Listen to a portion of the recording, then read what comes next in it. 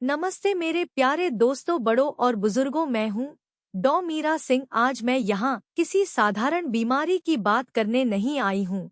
आज मैं यहाँ किसी ऐसी चीज पर चर्चा करने नहीं आई हूँ जिसे आप नजरअंदाज कर सके। आज मैं उस चोर के बारे में बात करने आई हूँ जो हर रात आपके घर में घुसता है। वह चोर जो आपके दरवाजे का ताला नहीं तोड़ता बल्कि आपके शरीर के सुकून को तोड़ता है। वह चोर जो आपकी सबसे कीमती दौलत चुरा ले जाता है, और वह दौलत है आपकी नींद। जी हाँ, मैं बात कर रही हूँ नॉक्टुरिया की। साधारण भाषा में कहें तो रात को बार बार पेशाब करने के लिए उठना। शायद आप सोच रहे होंगे, डॉ मीरा, इसमें इतनी बड़ी बात क्या है? पेशाब ही तो है, आ गया तो कर लिया। लेकिन रुकिए, जरा गहराई से सोचिए। क्या यह सिर्फ पेशाब है या यह एक सजा है? कल्पना कीजिए, रात के 2:30 बज रहे हैं, बाहर गहरा सन्नाटा है, पूरी दुनिया गहरी नींद में सो रही है। आपके घर में, आपके बगल में आपका जीवन साथी शांति से सांस ले रहा है, सपनों की दुनिया में खोया हुआ है। लेकिन आपकी आंखें खुली हैं, आप छत को घूर रहे हैं। क्यों? क्योंकि आपके पेट के निचले हिस्से में, नाभि के ठीक नीचे, एक दबाव बन रहा है, एक अजीब सी बेचैनी। आपका दिमाग आपको कह रहा है, सो जाओ, अभी तो 12 बजे ही उठे थे। लेकिन आपका ब्लैडर यानी पेशाब की थैली चिल्ला रहा है, किसी जिद्दी बच्चे की तरह रो रहा है, नहीं, मुझे अभी खाली करो, अभी के अभी। बाहर ठंड है, रजाई के अंदर गर्माहट है। उस गर्माहट को छोड़कर बाहर निकलना किसी युद्ध पर जाने से कम नहीं लगता। आप करवट बदलते हैं, आप अपनी टांगों को सिकोड़ते हैं, यह सोचकर कि शायद यह दबाव चला जाएगा। आप खुद को समझाते हैं, बस थोड़ी देर और सुबह तक रोक लूं। लेकिन वह दबाव दर्द में बदलने लगता है। अब यह सिर्फ एक इच्छा नहीं है, यह एक मजबूरी है। आप थके हुए भारी मन से रजाई हटाते हैं, ठंडी हवा का झोंका आपके शरीर को लगता है। आप अंधेरे में टटोलते हुए अपनी चप्पलें ढूंढते हैं, फर्श ठंडा है, आपके घुटने आवाज करते हैं। जब आप खड़े होते हैं, आप लड़खड़ाते हुए बाथरूम की तरफ जाते हैं, इस डर के साथ कि कहीं अंधेरे में किसी चीज से टकरा न जाए। और फिर बाथरूम में वह संघर्ष, कभी कभी पेशाब तुरंत नहीं आता। आप खड़े रहते हैं, इंतजार करते हैं। आपका दिमाग चाहता है, ब्लैडर भरा हुआ लगता है, लेकिन प्रोस्टेट ने रास्ता रोक रखा है। आप जोर लगाते हैं, और जब पेशाब आता है तो वह धार नहीं होती जो जवानी में हुआ करती थी। वह बूंद बूंद करके टपकता है, या एक कमजोर सी धार जो आपके पैरों पर गिर जाती है। कितनी शर्मिंदगी महसूस होती है उस वक्त, खुद के ही शरीर पर गुस्सा आता है न। और सबसे बुरा हिस्सा अभी बाकी है। जब आप वापस बिस्तर पर आते हैं तो नींद जा चुकी होती है। आप अगले 45 मिनट तक करवटें बदलते रहते हैं, यह सोचते हुए कि क्या मुझे फिर से जाना पड़ेगा। और जैसे ही आपको हल्की सी झपकी आती है, घड़ी में 4:30 बज जाते हैं, और वह जिद्दी बच्चा यानी आपका ब्लैडर फिर से जाग जाता है। यह जीवन नहीं है, यह एक चक्रव्यूह है। आज मैं डॉ मीरा सिंह आपको इस चक्रव्यूह से बाहर निकालने आई हूँ।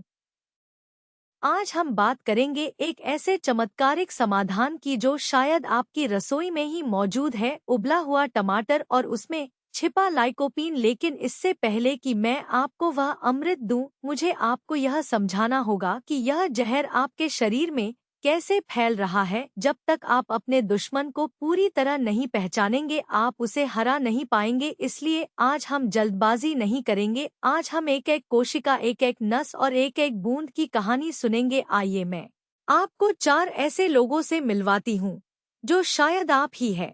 इनकी कहानियां सुनिए और देखिए कि क्या आप अपना चेहरा इनके आईने में देख पा रहे हैं। मैं चाहती हूँ कि आप इन कहानियों को सिर्फ पढ़ें नहीं, बल्कि महसूस करें, उस दर्द को महसूस करें जो ये लोग हर रात सहते हैं।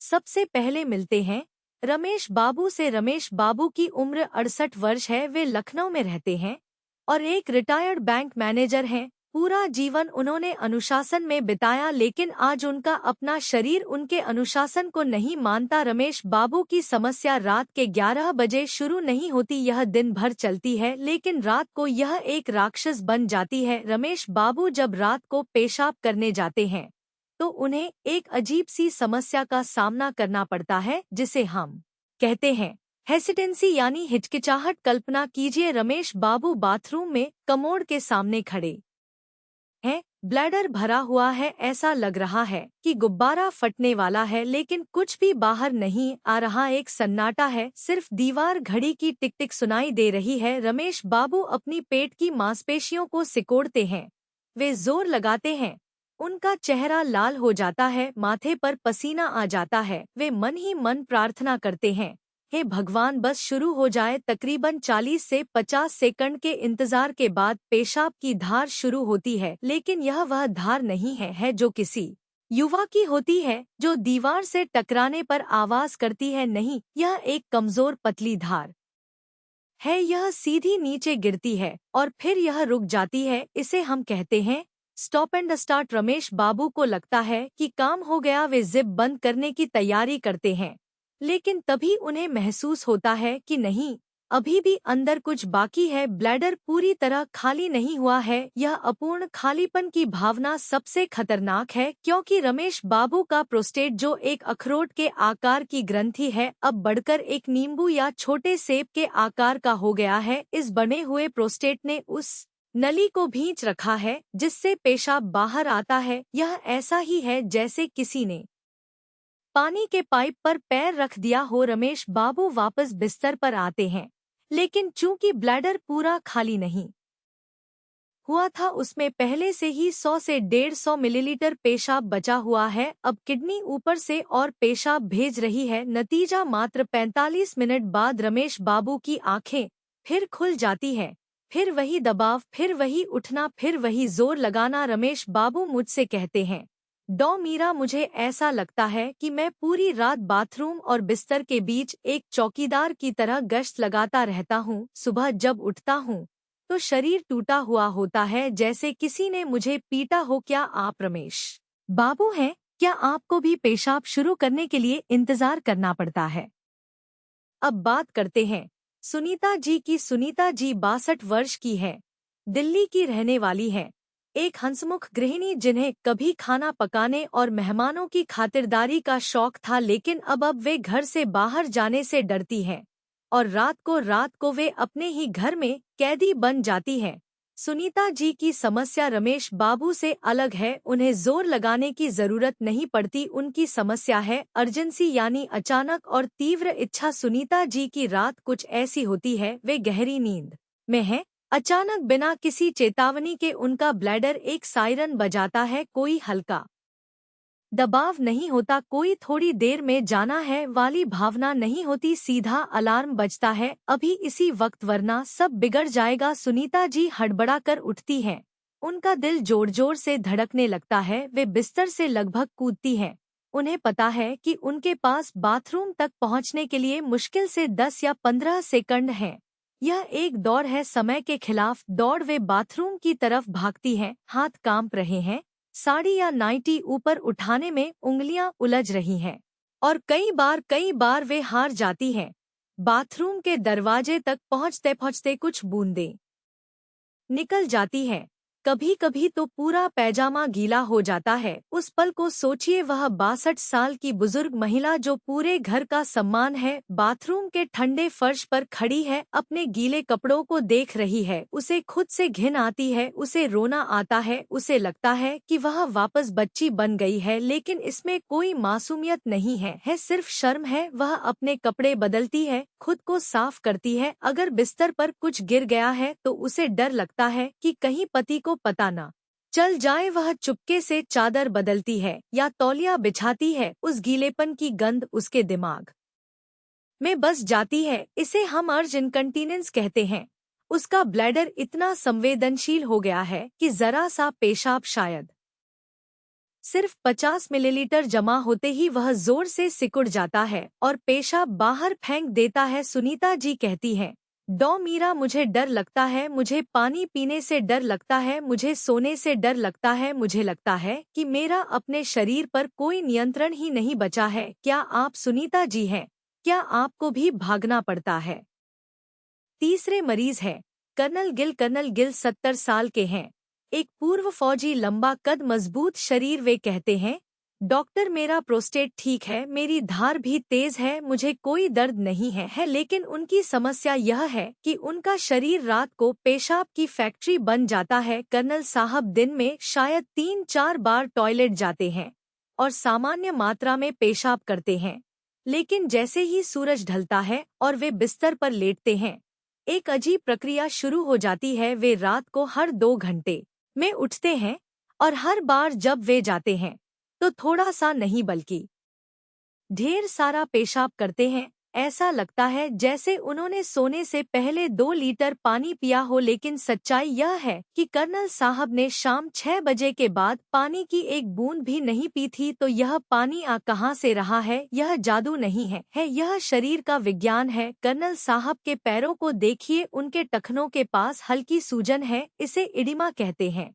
दिन भर गुरुत्वाकर्षण के कारण उनके शरीर का पानी नीचे पैरों में जमा होता रहता है। उनका दिल थोड़ा कमजोर हो गया है, इसलिए वह उस पानी को वापस ऊपर पंप नहीं कर पाता। लेकिन जब कर्नल साहब रात को बिस्तर पर लेटते हैं तो उनके पैर और उनका दिल एक ही स्तर पर आ जाते हैं।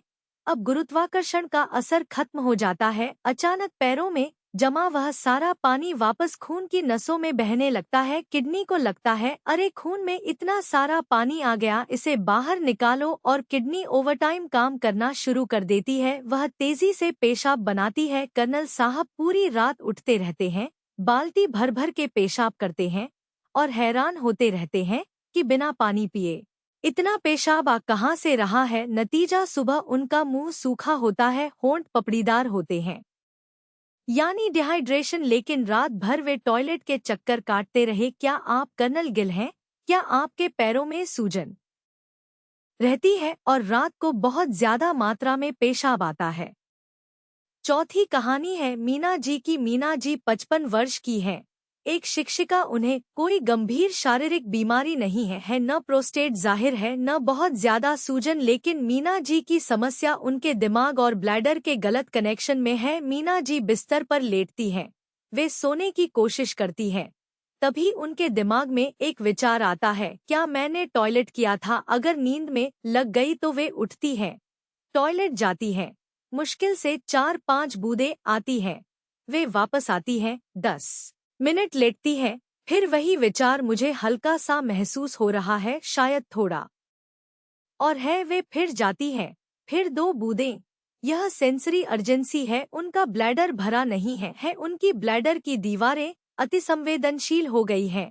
जैसे ही ब्लैडर में 10 मिलीलीटर पेशाब आता है, नसें दिमाग को सिग्नल भेजती है कि टंकी फुल हो गई है। दिमाग धोखा खा जाता है। मीना जी की रातें करवटें बदलते और हर 30 मिनट में बाथरूम जाकर 2 बूंद टपकाने में बीतती हैं। यह एक मानसिक और शारीरिक यातना है। उन्हें लगता है कि अगर वे नहीं गईं तो वे बिस्तर गीला कर देंगी, भले ही ब्लैडर खाली हो।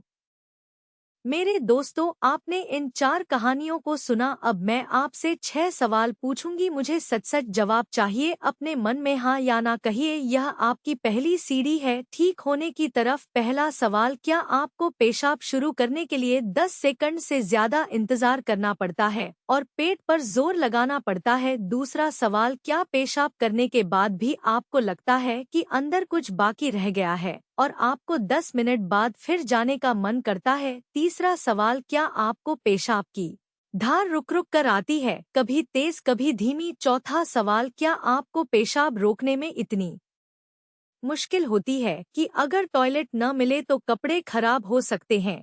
पांचवा सवाल, क्या आप रात को 2 बार से ज्यादा उठते हैं? और छठा और सबसे महत्वपूर्ण सवाल, क्या जब आप रात को उठते हैं तो पेशाब की मात्रा बहुत ज्यादा होती है, पूरा गिलास भर के या सिर्फ थोड़ा सा कुछ बूंदें? ज्यादा मात्रा का मतलब है आपकी किडनी रात को ज्यादा पेशाब बना रही है और कम मात्रा का मतलब है आपका ब्लैडर चिड़चिड़ा है या प्रोस्टेट रास्ता रोक रहा है। इन सवालों के जवाब आपको बताएंगे कि आपके शरीर के अंदर क्या चल रहा है। अब इससे पहले कि हम टमाटर और लाइकोपीन के जादुई नुस्खे पर आएं, हमें यह समझना होगा कि शरीर के अंदर क्या गड़बड़ हो रही है। मैं कोई भारी भरकम मेडिकल शब्द नहीं बोलूंगी, मैं आपको ऐसे समझाऊंगी जैसे हम अपनी रसोई में बैठकर बात कर रहे हैं। सबसे पहले बात करते हैं प्रोस्टेट की वह संतरी जो बागी हो गया। पुरुषों में ब्लैडर के ठीक नीचे एक छोटी सी ग्रंथि होती है प्रोस्टेट, यह उस नली के चारों ओर लिपटी होती है जिससे पेशाब बाहर निकलता है। जवानी में यह प्रोस्टेट एक वफादार संतरी की तरह होता है, यह चुपचाप अपना काम करता है। लेकिन जैसे जैसे उम्र बढ़ती है 50 के बाद हार्मोनल बदलावों के कारण यह प्रोस्टेट साइज में बढ़ने लगता है। सोचिए कि आप एक बगीचे में पानी दे रहे हैं, एक रबर के पाइप से अगर कोई उस पाइप पर अपना पैर रख दे तो क्या होगा? पानी की धार पतली हो जाएगी, पानी दूर तक नहीं जाएगा और पीछे नल की तरफ दबाव बढ़ जाएगा। यही आपके ब्लैडर के साथ हो रहा है। बढ़ा हुआ प्रोस्टेट उस पाइप को दबा रहा है। ब्लैडर को पेशाब बाहर धकेलने के लिए बहुत मेहनत करनी पड़ती है। धीरे धीरे ब्लैडर की मांसपेशियां मोटी और सख्त हो जाती हैं, वे अपनी लचीलापन खो देती हैं। नतीजा, ब्लैडर अब पूरा पेशाब जमा नहीं कर पाता, वह छोटा हो जाता है। जहां पहले वह 500 मिलीलीटर जमा कर सकता था, अब वह 200 मिलीलीटर पर ही चिल्लाने लगता है। इसीलिए आपको बार बार जाना पड़ता है। यहाँ आता है हमारा आज का हीरो, टमाटर। लेकिन साधारण टमाटर नहीं, प्रोस्टेट के बढ़ने का एक बड़ा कारण होता है शरीर में ऑक्सीडेटिव स्ट्रेस और सूजन। प्रोस्टेट की कोशिकाएं सूज जाती हैं और अनियंत्रित रूप से बढ़ने लगती है। टमाटर के अंदर एक लाल रंग का पिगमेंट होता है जिसे लाइकोपीन कहते हैं। लाइकोपीन दुनिया का सबसे शक्तिशाली एंटीऑक्सीडेंट है जो विशेष रूप से प्रोस्टेट के लिए बना है। यह प्रोस्टेट के अंदर जाकर उस सूजन को कम करता है। यह उन सिग्नल्स को रोकता है जो प्रोस्टेट की कोशिकाओं को बढ़ते रहो का आदेश देते हैं। सरल शब्दों में लाइकोपीन प्रोस्टेट को सिकोड़ने का काम करता है। लेकिन यहाँ एक पेंच है, बहुत बड़ा पेंच। अगर आप बाजार से टमाटर लाते हैं, उसे काटते हैं और सलाद में कच्चा खा लेते हैं तो आपको 0% फायदा होगा। जी हाँ, आपने सही सुना, कच्चा टमाटर प्रोस्टेट के लिए लगभग बेकार है। क्यों? क्योंकि कच्चे टमाटर में लाइकोपीन फाइबर की सख्त दीवारों के अंदर कैद होता है। हमारा शरीर उस दीवार को तोड़कर लाइकोपीन को बाहर नहीं निकाल पाता। आप कच्चा टमाटर खाते हैं और लाइकोपीन वैसे का वैसा आपके शरीर से बाहर निकल जाता है, तो फिर इसे कैसे खाएं? इसका राज क्या है? यही मैं आपको अमृत वाले हिस्से में बताऊंगी, वह विधि जिससे टमाटर एक दवा बन जाता है। एक और विज्ञान जो आपको जानना चाहिए, हमारे दिमाग में एक हार्मोन बनता है वैसोप्रेसिन, इसे एंटीडायूरेटिक हार्मोन भी कहते हैं। इसका काम क्या है? रात को जब आप सोते हैं तो यह हार्मोन आपके गुर्दों यानी किडनी को आदेश देता है, सुनो मालिक सो रहे हैं, पेशाब बनाना बंद करो या बहुत कम करो, पानी को शरीर में ही सोख लो। यही कारण है कि जवानी में हम 8-10 घंटे बिना टॉयलेट गए सो सकते थे, लेकिन जैसे जैसे हम बूढ़े होते हैं हमारे दिमाग में इस हार्मोन का उत्पादन कम हो जाता है। नतीजा, किडनी को रुकने का सिग्नल नहीं मिलता, वह रात को भी दिन की तरह ही धड़ल्ले से पेशाब बनाती रहती है। और यही कारण है कि कर्नल गिल जैसे लोग रात भर बाल्टी भरते रहते हैं। अब समय आ गया है कलम और कागज उठाने का। मैं आपको 5 ऐसे समाधान देने जा रही हूँ जो आपके जीवन को बदल देंगे। ये सिर्फ नुस्खे नहीं हैं, ये एक तपस्या है। आपको इन्हें उसी तरह करना है जैसा मैं बता रही हूँ। हम सबसे शक्तिशाली समाधान से शुरुआत करेंगे। समाधान नंबर 1, उबला हुआ टमाटर और तेल का जादुई संगम। यह प्रोस्टेट और बार बार पेशाब आने के लिए ब्रह्मास्त्र है। याद कीजिए रमेश बाबू को जो रात में 5 बार उठते थे और जोर लगाते थे।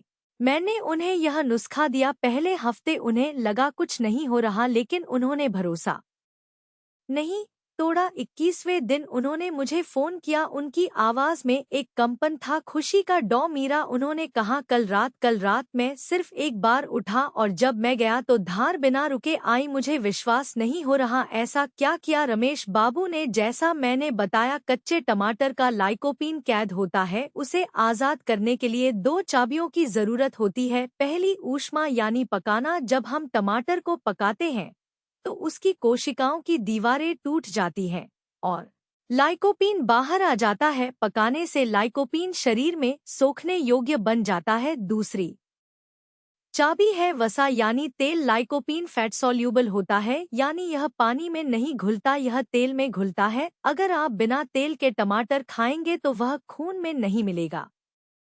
तो इसका नुस्खा ध्यान से नोट करें। यह आपको रोज शाम को 4 से 5 बजे के बीच खाना है, रात के खाने के साथ नहीं।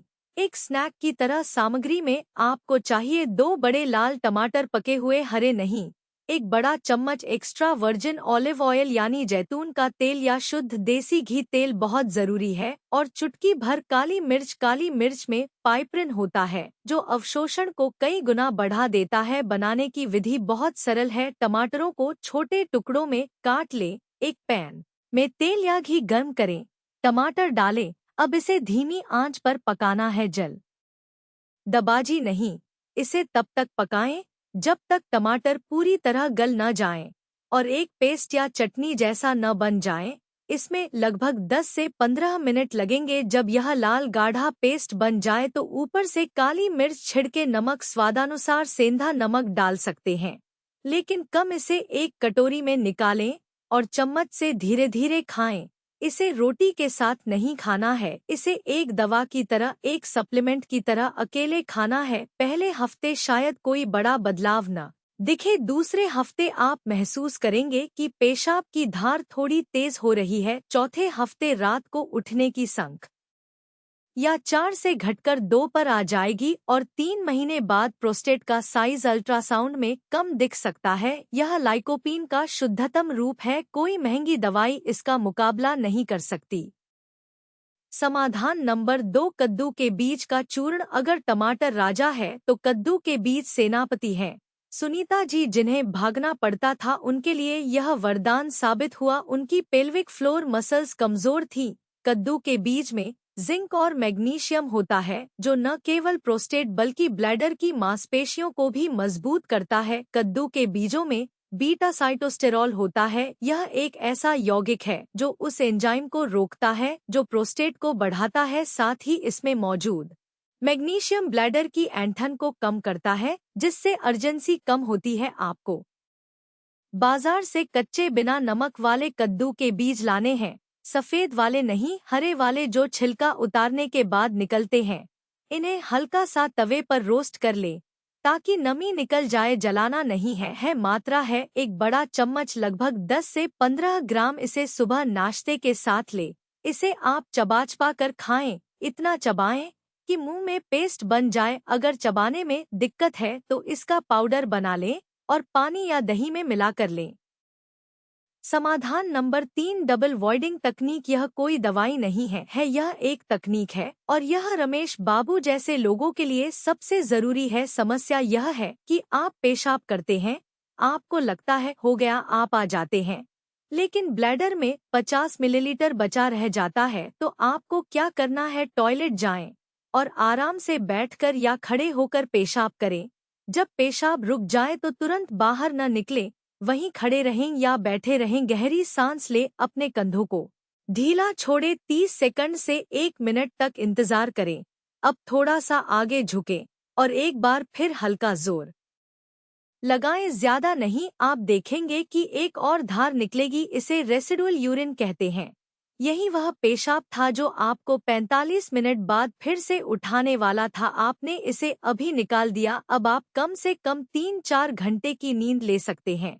इसे अपनी आदत बना लें, हर बार, दिन में भी रात में भी। डबल वॉइडिंग समाधान नंबर 4, पैरों को ऊपर उठाना। यह कर्नल गिल जैसे लोगों के लिए है जिनके पैरों में सूजन रहती है। जैसा मैंने बताया, दिन भर का पानी पैरों में जमा है। अगर आप सीधे बिस्तर पर लेट जाएंगे तो वह पानी किडनी में जाएगा और पेशाब बनेगा। हमें उस पानी को सोने से पहले ही किडनी तक पहुंचाना है और पेशाब के रास्ते बाहर निकालना है। तो आपको क्या करना है? शाम को 6 बजे के बाद या सोने से कम 1 घंटा पहले अपने पैरों को ऊपर उठा ले। आप सोफे पर लेट सकते हैं और अपने पैरों को दिल के स्तर से ऊपर रखने के लिए 2 या 3 तकियों का इस्तेमाल करें। इसे कम से कम 30 मिनट तक करें। इससे गुरुत्वाकर्षण यानी ग्रेविटी अपना काम करेगी। पैरों में जमा सारा पानी वापस आपके सर्कुलेशन में आ जाएगा। किडनी उसे फिल्टर कर देगी और आप सोने जाने से पहले ही उस अतिरिक्त पेशाब को बाहर निकाल देंगे। इससे रात को किडनी के पास पेशाब बनाने के लिए पानी ही नहीं बचेगा। पांचवा और आखिरी समाधान है शाम का जल कर्फ्यू। यह सुनने में सख्त लगता है लेकिन बहुत जरूरी है। शाम 6 या 7 बजे के बाद पानी, चाय, कॉफी या कोई भी तरल पदार्थ पीना बंद कर दे। अगर बहुत प्यास लगे तो सिर्फ एक घूंट पिए। खासकर चाय और कॉफी से बचें क्योंकि ये ब्लैडर को उत्तेजित करते हैं। अपने दिन भर के पानी का कोटा सुबह और दोपहर में पूरा करें। रात को अपने ब्लैडर को आराम दे। दोस्तों, ये 5 उपाय कोई मामूली टोटके नहीं हैं। ये विज्ञान और अनुशासन का संगम है। इन्हें अपनी दिनचर्या में शामिल करें। हो सकता है पहले हफ्ते में आपको बड़ा बदलाव न दिखे लेकिन हार मत मानिएगा। शरीर को ठीक होने में वक्त लगता है। टमाटर का नुस्खा, कद्दू के बीज डबल बॉइलिंग, पैरों को ऊपर रखना और शाम को पानी कम करना, यह पंचमंत्र आपको उस चोर से बचाएगा जो आपकी नींद चुराता है। अपनी रातों को वापस जीते, अपनी नींद को वापस पाएं। मैं हूँ डॉ मीरा सिंह, आपके अच्छे स्वास्थ्य की कामना करती हूँ। अपना ख्याल रखिएगा। नम।